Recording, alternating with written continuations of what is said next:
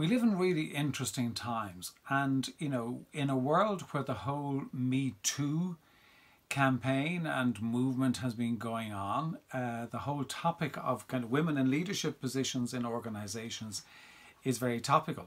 And I had a conversation recently with a group of business people, and I was just sharing from my own experience. So this is not any research other than my own experience, is that when I work with senior management teams, and every time I go into work with a senior management team, it's all about change of one sort or another, different types of change, but it is about change. And my experience over many years of working with teams is that if I do go into the room and I see it's all men, my first reaction is this is going to be hard work, because I find that it becomes a bit more rigid. There's a lot more kind of, I don't know, it's kind of a machoism or whatever it is, but there is that kind of rigidity, competitiveness, protection, minding my own silo. And it's getting change is hard work in that environment.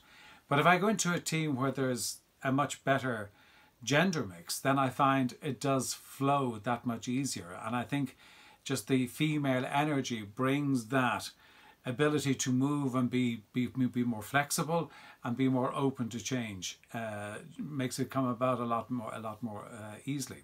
And I certainly find that in particularly with in teams where women, and I think it's a mistake that some women executives do make, and I've seen this written about quite a lot by women, I may say, is that where women try to become more like the men, and they think that they've got to be more like the men in order to succeed in that world, which is still a man's world predominantly.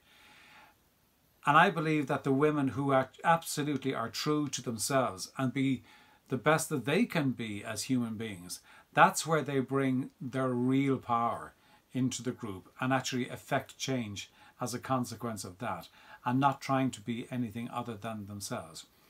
But I was very interested. I just picked up an article recently in the Harvard Business Review, and it was a doctor, I just have it close to me here, Dr. Krumer, and they did some research into how resilient men and women are, and they were doing it in tennis, and they found that at the critical points and the pressure points in tennis, that women were actually a lot more, I think the word they used, where they were able to resist and manage the pressure points an awful lot better than men, which I just thought was interesting. And they've gone on to do an awful lot of research.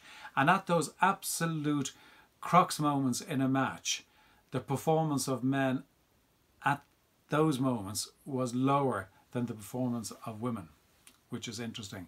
And I'm not quite sure exactly what that's telling us, but it certainly is saying that in that pressured environment of, and they were talking about major tennis, not local tennis club, major tennis tournaments up at the kind of Serena Williams level.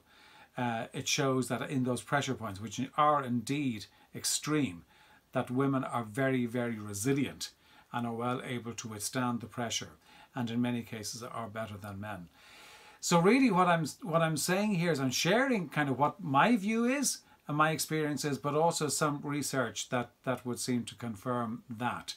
And my challenge to everybody is that when you're looking at the team, make sure that you do have that diversity in the team, because it does affect change, and every team is facing change of one sort or another.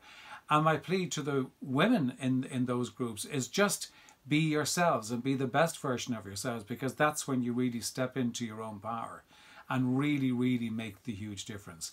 I would love to hear your thoughts, because I know for many people it's kind of a funny subject, and it's a debate, and I fully accept that it's a debate that's happening very largely in a man's world, which business still is. It is changing, but not fast enough. So I'd love to hear your comments. So post them below.